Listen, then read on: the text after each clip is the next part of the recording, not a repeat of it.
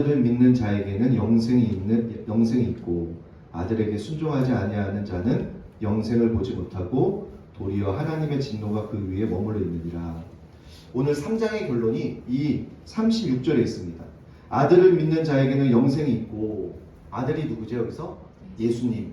예수님을 믿는 자에게는 영원한 생명이 있다라고 이야기해요. 그리고 아들에게 순종하지 아니하면 아는 자는 영생을 보지 못하고, 다시 말해서 순종하고 믿음하고 같이 가는 거예요. 아들을 믿는 자에게는 영생이 있고 아들에게 순종하지 아니하는 자는 영생을 보지 못한다. 다시 말해서 믿음하고 순종은 같이 가는 거예요. 오늘 3장의 결론은 여기에 있습니다. 예수님을 믿는 저와 여러분에게는요, 생명이 있고 또 순종하지 아니하는 자에게는 생명이, 영생이 그 속에 없다라는 거죠. 그럼 영생을 보지 못하는 자에게는요, 하나님의 진노가 그 위에 머물러 있는 거예요. 당장 진노가 임하는 게 아니라 머물러 있다. 그래서 마지막 때 하나님의 백보자 심판 앞에서 영생이 있는 저와 여러분, 예수님이 우리의 증언자가 되실 때는 우리의 그 진노가 사라지는 거죠. 심판을 면하는 거죠. 사랑하는 성도 여러분, 오늘날 지금은 우리는 너무나 위중한 시대에 살고 있습니다.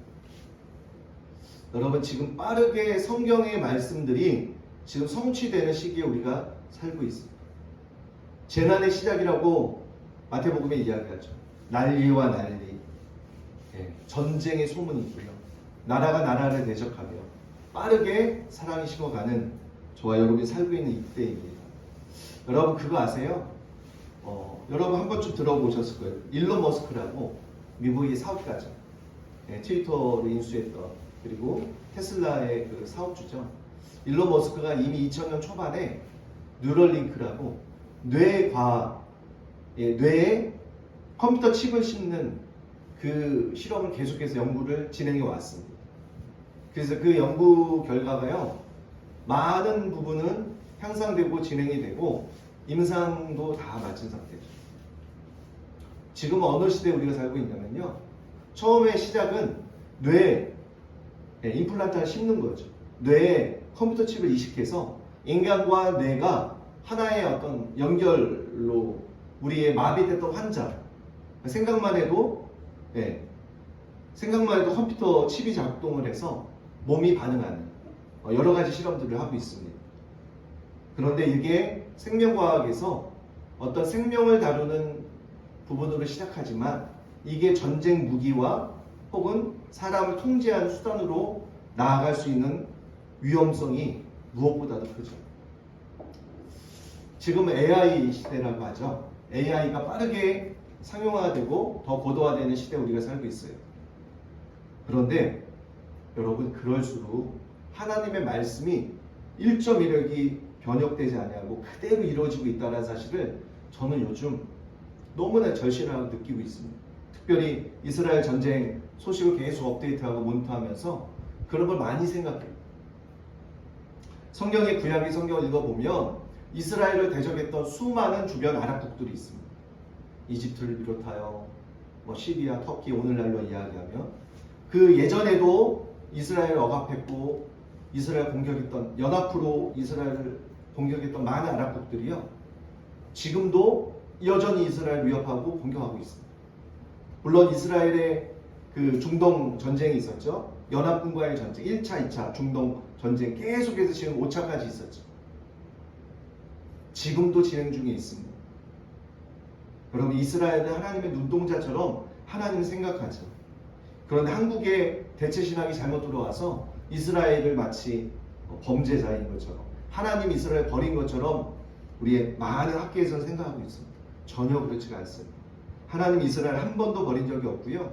성경을 읽어보면 이스라엘의 시온 땅에 하나님이 그대로, 예수님이 그대로 올라가신다고 이야기합니다.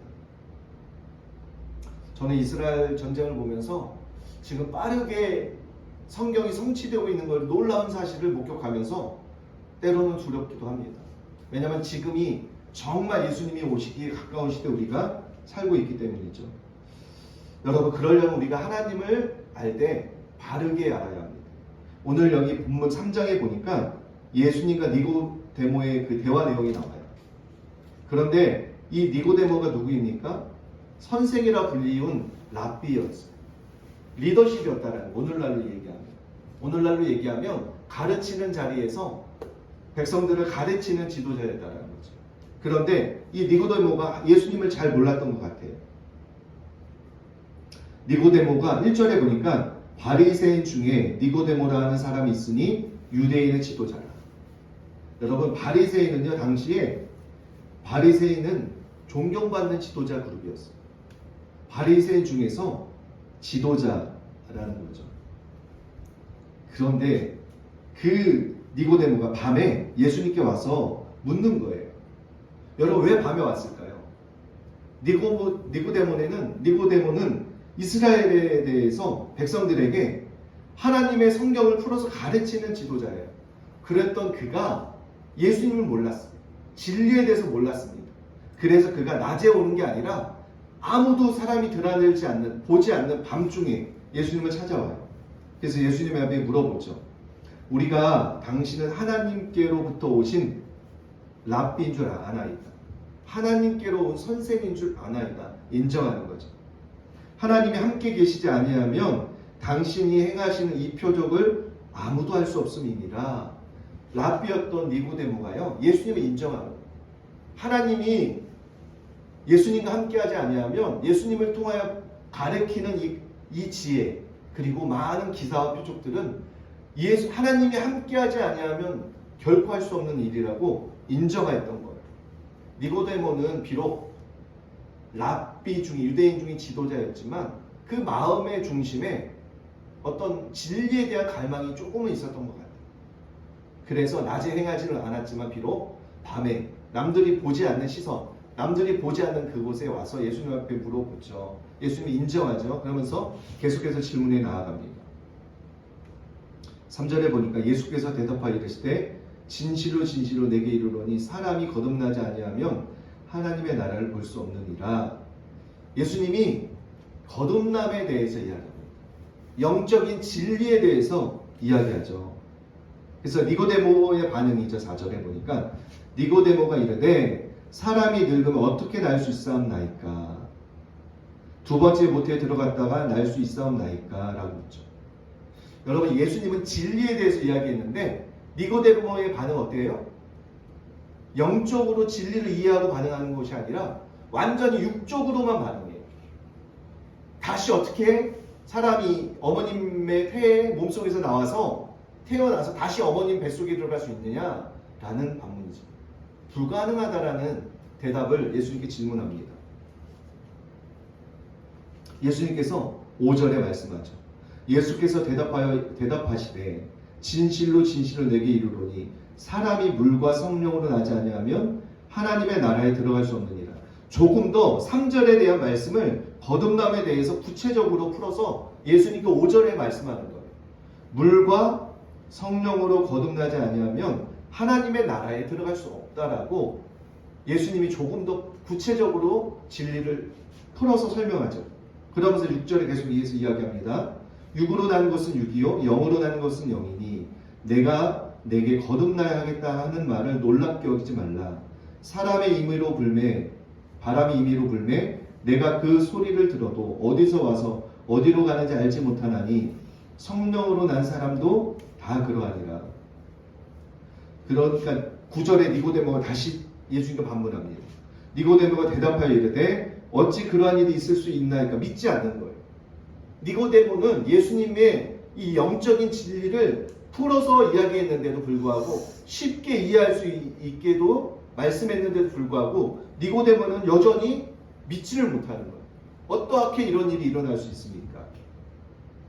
10절에 예수께서 그에게 대답하여 이르시되 너는 이스라엘의 선생으로서 이러한 것들을 알지 못하느냐? 예수님이 책망하죠. 너는 이스라엘의 유대인에게 선생이라고 하는 지도자라고 하는 사람이 어찌 이러한 영적인 것도 알지 못하느냐라고 이야기합니다.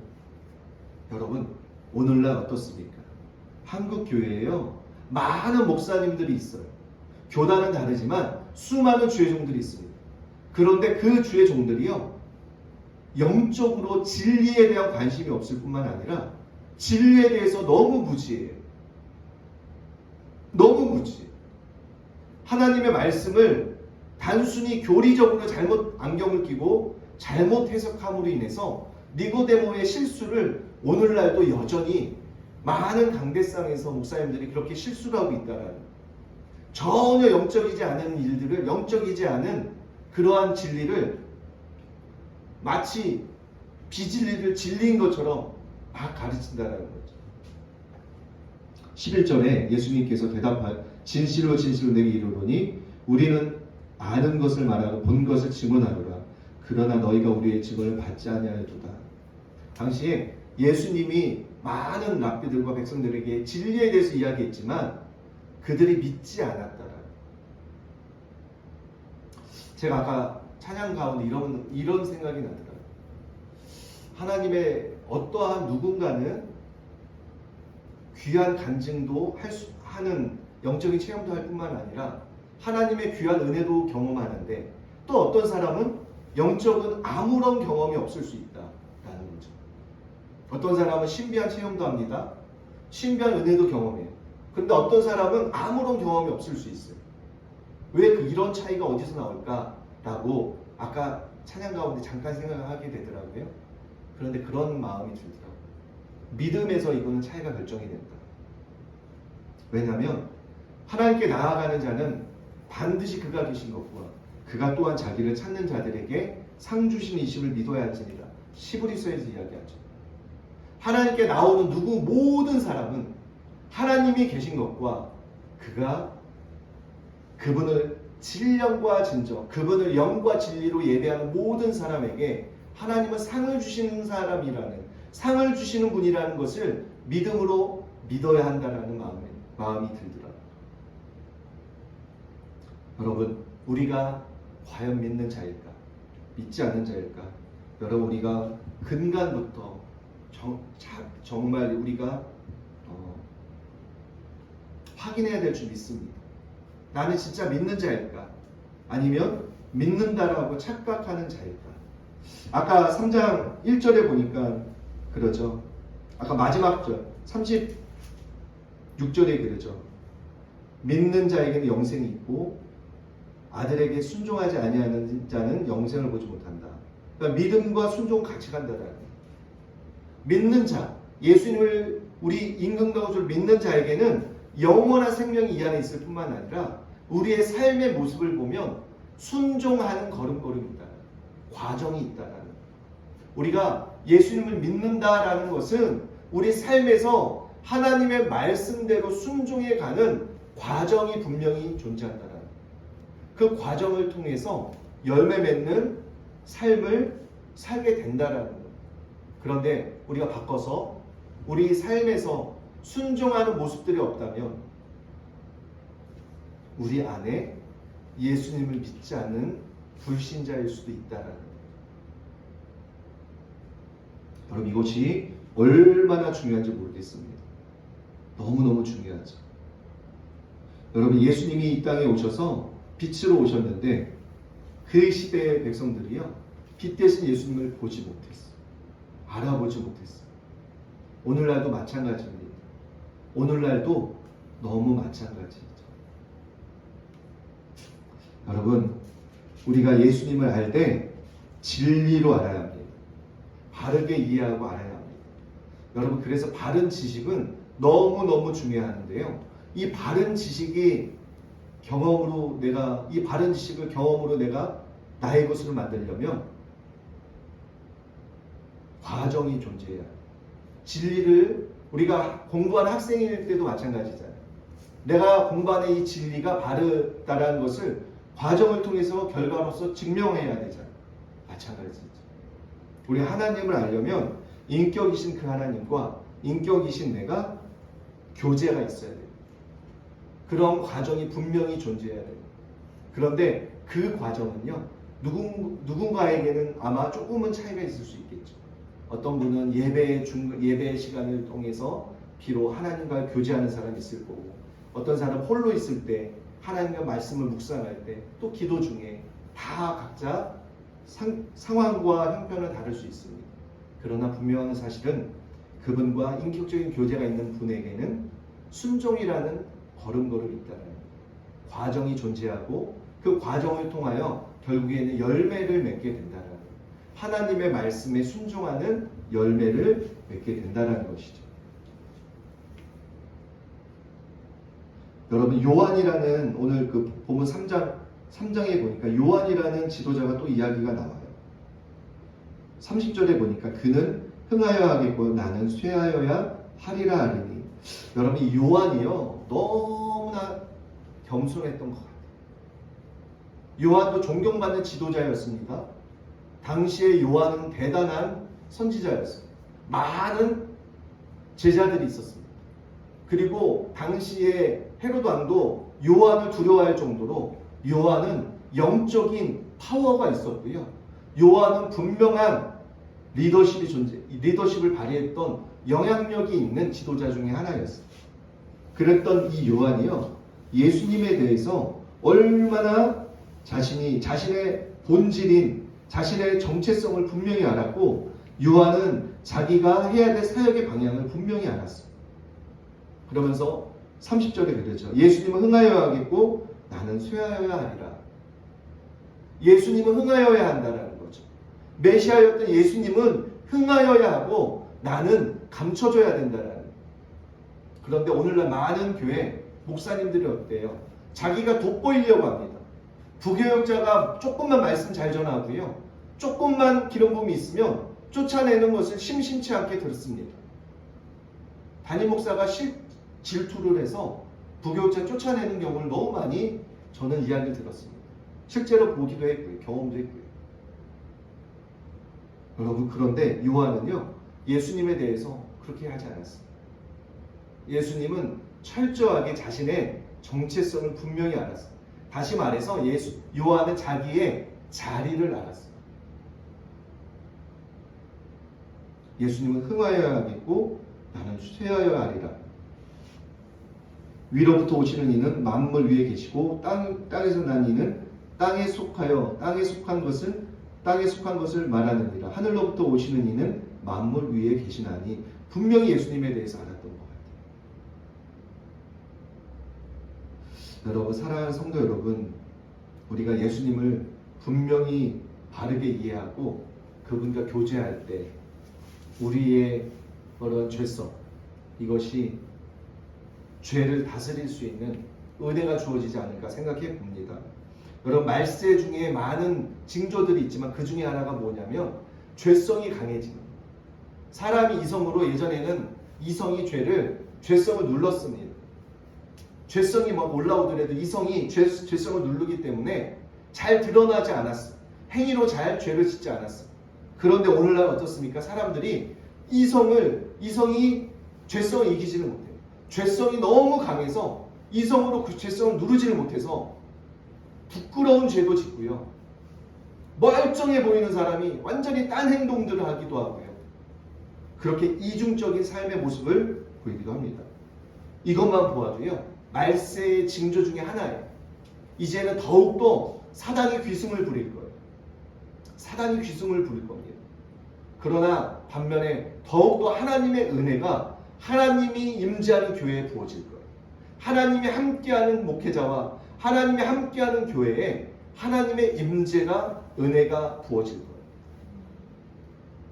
우리는 영적인 대충돌 속에 살아가게 될 것입니다. 그래서 우리가 예수님으로 무장하지 않으면, 예수님의 사랑으로 무장하지 않으면 우리는 이 시대에 결코 승리하기가 만만치 않은 시대에 우리가 살고 있습니다. 그래서 여호와를 알되 힘써 하나님을 알아야 하는 저 여러분이 되십니다. 그래서 우리가 예수님 사랑에 무장하고 하나님의 말씀에 근거하여 전신갑주를 입어 우리가 날마다 주 안에서 승리하는 저와 여러분이 되시기를 예수님의 이름으로 축원합니다. 우리 이 시간에 기도하겠습니다.